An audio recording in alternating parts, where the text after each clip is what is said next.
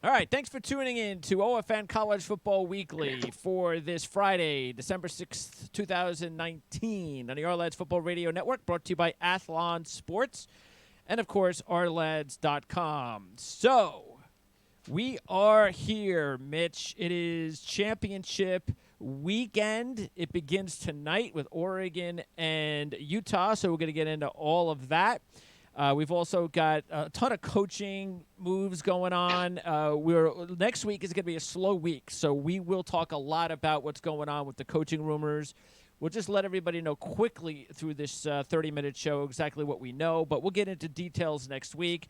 But there were a few surprising decisions as far as coaches being let go. Could you, just off the top of your head, name the one that was the most surprising?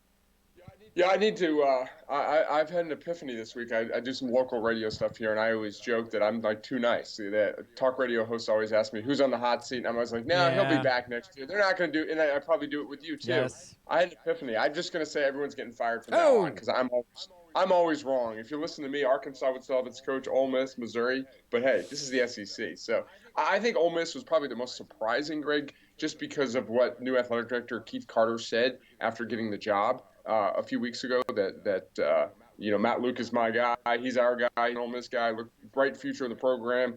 Who knows how much the loss in the Egg Bowl and the way they lost affected that. A lot of people think it had a big effect on their decision to move on.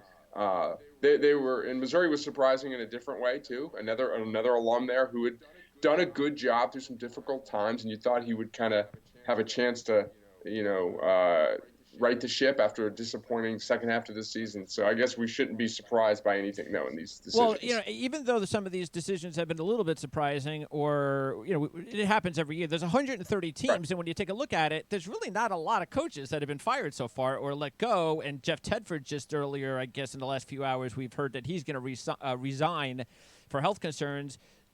So I think in general, I've gone through some of these conferences, and there's like 2 or 3 conferences that don't have any moves at all. So I think it's kind of quiet, to tell you the truth. Yeah, it's usually between 17 and 20, high 20s every year. And, there's a domino effect, although it looks like Fresno State might hire Carolyn DeBoer. There you go.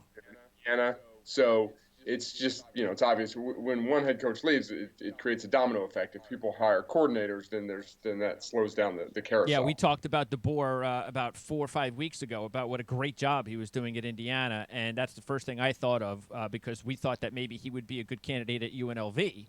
But UNLV, of course, forget about that now that the Fresno job's open. Speaking of coaches, I must lead off with the happy news that Greg Schiano is at Rutgers. Yes, I am a happy New Jersey native, and I tell you the truth, I'm just so proud of how the fan base and everybody, the boosters, the governor, even though I know it's politics, but how everybody just dug their feet in and said, no, you are going to hire this guy. And I think, look, I know it's a hard job, but I'm real confident that give him 2 or 3 years, and I think they're gonna be where Minnesota is now. The only difference is Minnesota gets the luxury of not having to play in the tougher division. Yeah, I'm with you. As a fellow New Jersey native, I always like to see Rutgers do well. I follow the program, closer than others, and Greg Schiano is the only guy in the history of the coaching that basically lost a job based on a fan revolt and got hired for a job based on a fan revolt in a matter of 2 or 3 years.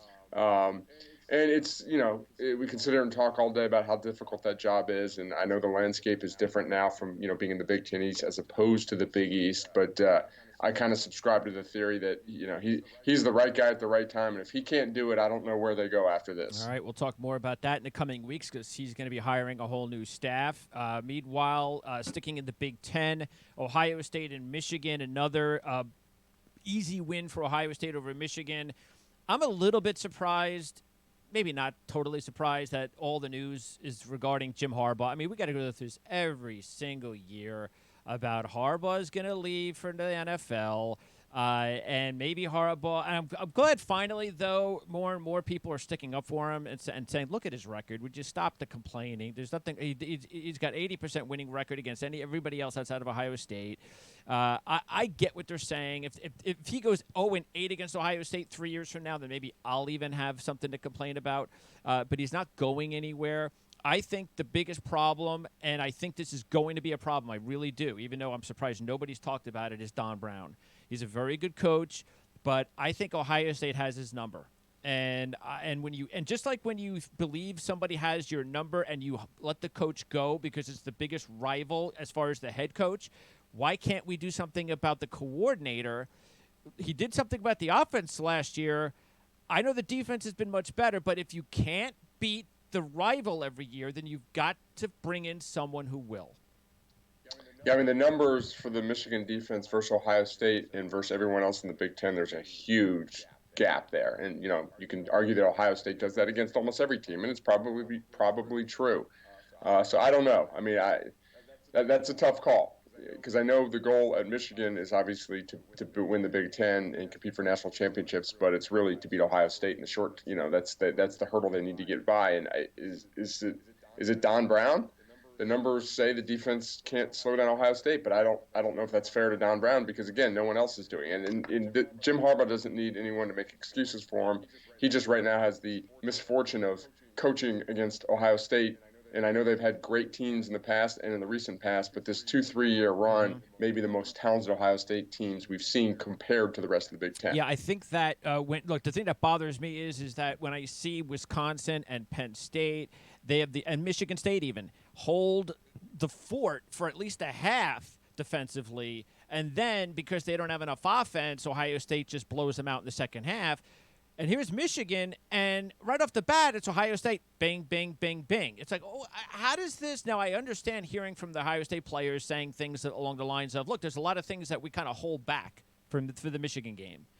And this is another reason, by the way, when people say, oh, this ain't a rivalry because, if one team dominates the other, it's not a rivalry. Well, just ask Ohio State's players – after what they said after the game, whether this is a rivalry or not. I mean, it's just silly. Of course it's a rivalry. Sooner or later, Michigan's going to win. They dominated Ohio State during the Cooper era, and things changed. It's eventually going to change again. Hopefully we'll get it back and forth. That would be better. That's a true rivalry. But anyway, the bottom line, that's the thing that disturbs me the most is what every year I see these other defenses that are supposed to be just as equal, if not as good as Michigan's defense, and they actually play Ohio State tougher than Michigan's defense. That's the thing that annoys me. Sounds like a disgruntled Michigan fan. Maybe if Boston College hires Don Brown, that'll solve the problem. I don't see that happening. Yeah, he's kind of old, isn't he? He's like 68. Yeah. So. Yeah. All right, Wisconsin beat Minnesota. What did you think about that one? Did the weather have an impact because Minnesota is more of a passing team? Was it just more experience, Minnesota not being in that spot, knowing how to handle it? Yeah, a little bit of everything. It's hard to blame, a weather game. Say Minnesota's not built for weather, but that is a good point. I mean, we've talked all year. Minnesota is more skill-driven than power-driven, which you would not think. And I'm not saying PJ Fleck. You always want good skill players. I'm not saying you kind of rebuild your roster based on the weather. But if Minnesota is affected by a late season home game in inclement weather, then they might need to, rethink that a little bit. But they also played another cold weather team in Wisconsin. I just think probably Wisconsin I don't know if they're better. They're more experienced in those spots. Like you said, they probably have more overall roster depth, and they rose to the occasion. I credited Minnesota the week before for sort of its mature game and going to Northwestern and winning, but then coming back on another big home game, they couldn't get it done. So, this is just more we want to kind of say Wisconsin's past its prime or, everyone's caught up to them. Every once in a while, they kind of flex their muscles and say, hey, we're still the kings in the West here. This is still a very good defense, and they did play the Ohio State game on the road. Yeah, it goes away from outdoors to dome, which will favor a high-powered offense. I've got to hope that what we saw from the Wisconsin-Minnesota win and the way Wisconsin seems to be playing now over the last several games is maybe an indication that they're getting back to playing their best football of the year. That's the only thing I can hope for as a fan that wants to see a good football game. It is a big point spread, about 16, whatever. So I get the feeling that with Wisconsin's defense, the way that they're playing, their confidence where it is, it's always harder to beat a good team second time. It happens a lot, but it's just harder. So I'm going to say Wisconsin's going to keep this a 4-quarter game. I'm going to disagree. I think it's going to be similar to the last game. I think it's going to be a 3-quarter game. First half game, and then just Ohio State. I think I've used this phrase 2 times in about 2 minutes. I think Ohio State starts flexing its muscles in the second half. All right. Meanwhile, quickly, Michigan State got the bowl. D'Antonio, what's going to go on there, by the way? What do you think? He's just going to stay there? Don't know. Well, I think old Mitch would have said he'll be back next year, but new Mitch says he's going to get fired today. No, I'm just kidding. I don't know. That's a tricky one. I mean, the school's basically said that he's coming back. He said he wants to come back. Could be a let things settle for 2 or 3 weeks and then decide that he wants to retire. That wouldn't shock me. So I'd say it's 50-50 right now with, no insight there, just kind of reading the situation from Any afar. concern that Scott Frost won't be able to get the job done in Nebraska? They almost got the job done against Iowa, but once again, they just can't find a way to make the big plays at the right time. I'm not as confident in Scott Frost right now as I was when he got the job. I mean, that's natural right there. But I'm still buying Scott Frost's stock. I still think they win a Big Ten West division sometime in the next 3 or 4 years. National power, no, but I think they can get to the level that Wisconsin's at, where they're consistently one of the better teams in the division. And another example for Michigan disgruntled fans, you got two guys went back home, and look what's going on with Scott Frost at Nebraska. It could be that bad if for Michigan, what's going on with Nebraska so far. Yeah. So it's not that bad in Michigan. All right, SEC. Right. Auburn beating Alabama in a great football game. I was just really surprised, though, how much offense we saw in the game on the Alabama side. Auburn's defense had been fantastic all year. Look, they did have a couple pick sixes, so I give them that. But, wow, I mean, they almost gave up 50 points to a quarterback that's only been out there a few games. I was very surprised about that, but they got the job done. Yeah, no, fun game, entertaining game, obviously. 2 pick sixes and a special teams touchdown, I believe. I know Alabama had a return. Mac Jones made one bad throw on the pick six. The other one was not a good throw, but it's a fluky play. It hit Harris basically in the back of his hands and it went right to the Auburn defender there. So, Mac Jones is he's a 4-star recruit who had decommitted from Kentucky. It's not like he's a nobody, but your point, Greg, he was going against a really good defense. So just a fun game. And, Malzahn's 3-4 against Saban as the head coach at Auburn. And that's we just talked about Michigan not being able to beat its rival. Well, Auburn's playing its rival while its rival's, in the middle of a dynasty, and they've managed 3 wins against them. With all the big guns, Tua, Fromm, Burrow, likely to be gone next year, all of them, does that make Auburn the favorite in the SEC right now next year? I hadn't thought about that yet. I don't think so. I mean, Alabama, you think? I still think LSU and Alabama, from a roster standpoint, are going to be more talented teams. With LSU, the only question is the quarterback spot. Obviously, that's a big question. Could be Derek King, could be a grad transfer. Yeah, probably a grad transfer. The way that's going nowadays. Okay, have the LSU Tigers defense turned the corner after the Texas A&M game? And if so, of course, that would be great timing. I think so. I think it was a great sign. That was the question. And they held Texas A&M to 169 yards, I believe, like 2.4 yards per play. So to me, I've got more confidence in the LSU defense to rise to the occasion than the Georgia offense. We all know that the other side of the ball, the Georgia defense and the LSU offense, are as good as they get in the country. So I think it's kind of what other perceived weakness of each team plays better. And I'm based on last week's performance and just the personnel, I'm more confident in LSU's defense. I think LSU wins and covers. I agree. This actually might be my top pick of the week. And I think there's a chance Georgia might find themselves in one of those spots where everything they've exhausted everything possible. Swift's banged up. There's no Cager. One of their freshman receivers won't play in the first half. I just get the feeling that it's possible we could see a blowout. Possible. Yeah, I don't know about, maybe a blowout. Like I said, I think Georgia's going to struggle to score, and LSU's been held to 20, I don't have it in front of me, but like 24 maybe against Auburn. I forgot what it was, maybe 31. They've been, quote unquote, slowed down a little bit, but they're just so good. They're so explosive. Okay, the Mississippi State Egg Bowl win. What a disaster for Ole Miss. And do you think Luke would still be the coach had they held on and won that football game? I think so.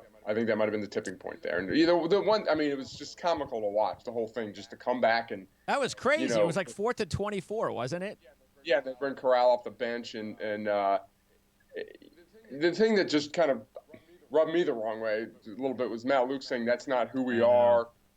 Well, it's the second time in 3 years you've had a receiver get a penalty for peeing like a dog. So maybe that is who you are. And maybe if he would have even handled it differently, if he would have come out there and said, well, you know what?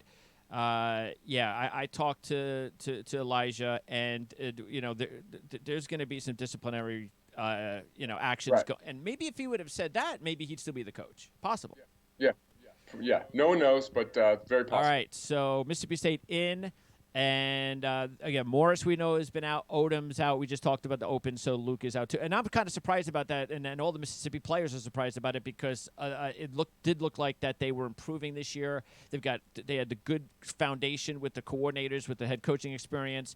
But now as far as the job opportunity, Billy Napier at Ole Miss, you think so? Could be. There's a lot of Lane Kiffin smoke the last couple of days, He's too. everywhere at the SEC, all three jobs. Yeah, so well, Willie Fritz's dream job is Missouri. Yeah, and if you have to, if those listening go read some of the St. Louis papers and the Missouri papers about that. Apparently, he was not on the list of the candidate, the top 3 that the AD Stirk presented to the board or something, and the board was like, this list isn't good enough, so they're going to go reevaluate. Like, why is a board of a school or whatever it's called there? Telling the AD that his list isn't good enough. That they're not qualified to do that, but that adds another layer of just a mess to that situation. All right. And if you had to guess, Lane Kiffin, and he does go somewhere, which Ole Miss. Ole Miss, okay. All right, we'll talk more about that next week. ACC, Virginia, and Virginia Tech, another great football game. Great game. Virginia finally getting over the top because it looked for a little while in the second half after Virginia Tech came back. Here we go again. They're going to find a way. But Virginia Tech just could not stop Perkins in the run game. And that bothers me a little bit going into this Clemson game because he's not going to run like that against Clemson. And that's just not happening. So I kind of wanted to see Virginia win in a different way offensively. But, hey, you got the job done. It's all you had to do. And I just don't know if they have anything left in the tank going up against Clemson. Yeah, they had some success in the passing game in the second half. All their offense in the first half was Perkins running. I may have to go back and look up the drive charts, but they threw the ball downfield a little bit. And it was just a great win, great scene, and no real dog in the hunt there. I just was real happy to see Virginia break that streak. And Perkins needs to have a special day. Some turnovers from Clemson. That the formula is it's going to be very difficult, but that's the formula. Just turn them over, some easy scores, short fields, and hold Clemson to some field goals instead of touchdowns early. What do you think? 28's a big number in a championship game. I like Virginia to cover. Yeah, I think the only way they don't cover is if they exhausted so much in the Virginia Tech game that they just don't have they a couple of turnovers early and it's a snow an avalanche and they get blown out. But I agree. That's a big spread. I think Virginia's a lot better than that. Yep. Okay. Meanwhile, North Carolina got the bid. Boston College got the bid and let Steve Adazio go anyway. So. Yeah, what was he? 7 years there? Oh yeah, it's time to move on. Sure. They've had more success in the past. I know it was in the ACC with Matt Ryan. Like, I don't feel bad for Adazio. Like, some coaches, I feel bad for some of the Ole Miss and in Missouri situations. But the guy was there 7 years, and he did a decent job. And now the school's in the position to say, hey, you know what? Thank you. We're going to see if we can do better. And they might not. They might do worse. But I don't think this is a bad move or a sign of schools making the wrong decision. Like I said, I think if you're there for that long, maybe it's time to just try something else. The couple of Ohio State assistants, especially Hafley, the defensive coordinator, might be a good spot because of his recruiting ability in the area. Mike Norvell to Florida State. That seems to make a lot of sense. Florida State, the reports were this week that they weren't going to make the hire this week. Well, one of their strong candidates is coaching the game tomorrow, so wouldn't be surprised if he was named head coach early next week. All right, Big 12 championship game, Baylor, Oklahoma, and this is going to be my top dog of the week, and it's also going to be one of my top 2 picks of the week overall. I like Baylor. I wasn't sure I was going to feel that way, but I just like the way they've responded since the loss, and I just think that I trust in Matt Rule. I trust in the fact that they'll learn from the first game, and I just am not blown away by Oklahoma as well. So I definitely love the points, but I think Baylor's got a great chance to win this game. I'm going to say Oklahoma cannot beat Baylor twice in 1 month because Baylor is just as good as Oklahoma. I like Baylor to cover. I was impressed by their defense in the second half, even though they gave up all those touchdowns and those yards. They made Oklahoma work for it. I thought their tackling was very good. They forced Oklahoma into 18 third down situations in that game. I know they had like 90 plays, but Oklahoma's offense usually gets, they have about 6 or 7 third down situations in a game. So I think I agree with you that Baylor will be tough to beat twice. I would pick Oklahoma, but not to cover. All right, TCU failed bowl bid, loses to West Virginia at home. That was a surprise. Yeah, not a pretty scene. And Gary Patterson said some weird things after the game. It's like, I don't care about not going to a bowl. That's for the kids. Coaches don't like bowls. It's for the kids. Well, no, it's not, Gary. It's for the program. It's for 3 weeks of practice and the extra stuff. I know he's frustrated, but he just said some weird things after the game. Is he there as long as he wants to be? Oh, yeah. All right, Pac-12, Utah, after a slow start, beats Colorado. So, Pac-12 is going to be awfully nervous tonight because first Oregon loses. Then the 2 teams that could have been in bowls, Colorado and Ohio State, failed to get in. Then Chris Peterson decides to leave out of nowhere. And now if Oregon upsets Utah tonight, they've basically got nothing. So this is a big night for the Pac-12 for Utah to get into the playoffs.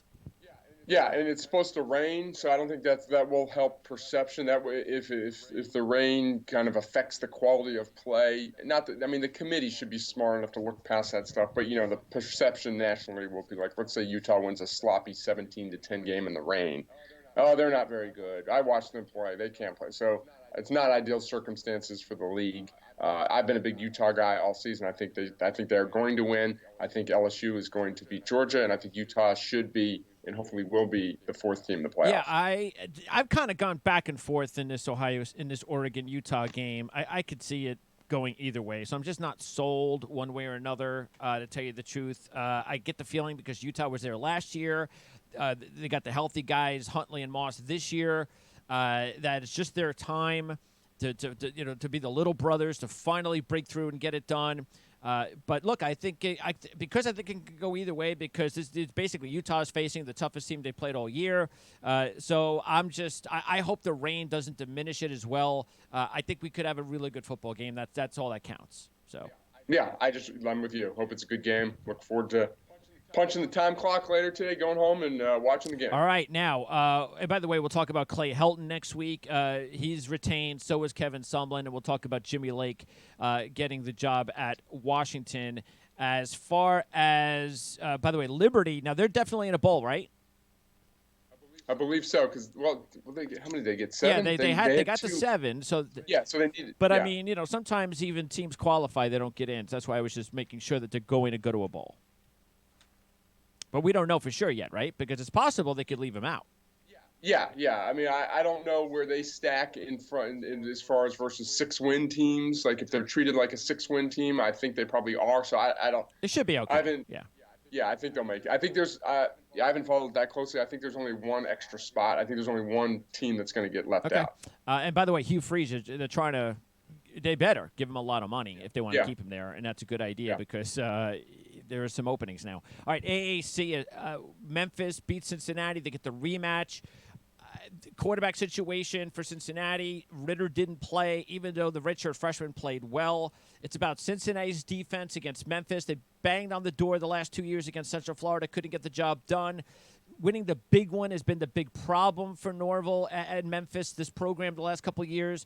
Can they finally get it done? I think they will, but I think we're going to see the type of game we saw last week, which is a nip-and-tuck game, and that's why I'm going to take the points, but I think Memphis probably wins this football game.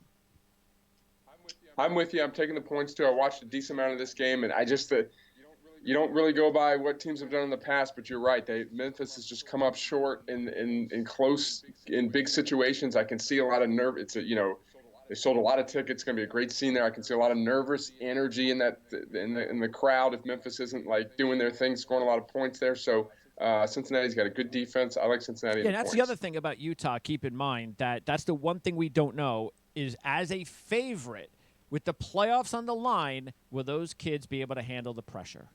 Because Oregon doesn't have any pressure in that game now. And that all of a sudden becomes something that might affect that game, just like the Memphis game. Willie Taggart, does he return to South Florida? I've read that. I think that's a possibility. I think a lot of the powers that be want him back there. I think he wants to be back there. And why not? It worked in the past, and you can't forgive him. I mean, you can't blame him for leaving for Oregon. So I would take him back probably if I was South Florida, and if I'm him, I'd go back. He's from all there. right. Championship game in the Mountain West, Boise and Hawaii, another big spread, and it probably should be because Boise has absolutely dominated this series, and they won earlier this year, 59-37 on October 12th. Third straight championship game for Boise at home. They're 1-1. Both against Fresno State. Great job by Nick Rolovich in Hawaii to get here, but it's asking too much, especially I got to believe the weather is going to come into play. Yeah, I looked. The weather's it's only going to be in the 40s, I think, so it's not too bad. But Boise, Henderson's been good at quarterback. I think he'll start again this week. I'm with you. It's too much to ask for. That's crazy, the whole quarterback situation at Boise. Yeah, right. All right. Oh, by the way, Colorado State, Florida State, New Mexico, and UNLV all have openings we'll talk about next week. In the Conference USA, if FAU and UAB, the last two champs, play each other, it's a 7.5-point spread. I'm definitely taking the points in this one. Not saying UAB is going to win, but this is going to be a close game. I like FAU. I think their resume. I think there's a lot of empty calories on the UAB resume there. Yeah, they have to run the ball the way they did last week. Brown finally had a good game. They need that because I'm not sure Johnson's going to play. I mean, I don't know if he's healthy. I'm not sure why they don't play him, but we'll see. Maybe we'll see him out there. But yeah, Florida Atlantic has been excellent. I don't know if the Lane Kiffin news distracts them at all. Probably not. Hard to all tell. right, then we've got the MAC championship game, Central Michigan and Miami. Great job by Central Michigan to get to this point. 6.5-point spread. I'm sticking with Central Michigan, though. They've been a great spread team all year. I just think they're a better football team. Yeah, I agree. They played really well recently. It's been a great season. Obviously, 8-4 overall after going 1-10 last year. Their offense has been very good. They're just blowing people out. Miami, I think 3 of their last 4 wins are by 3 points, including one over Akron. Yeah, and McElwain, maybe he'll be gone. It's possible. Back to Colorado State, maybe. Will Creighton or Leopold, will they finally get recognition? Will those guys? Maybe at Boston College. Yeah, maybe. All right, Sun Belt Championship rematch of last year. And Lafayette against Appalachian State. It's a 6.5-point spread. 2 hot coaching candidates. Drinkwitz year 1, Napier year 2. I got a sneaking suspicion Louisiana is going to win this game. Ooh. Hard to go against App State. I think I did make a pick earlier on our website. I think I picked Louisiana, so I'll stick with that. You are? Okay. As the win.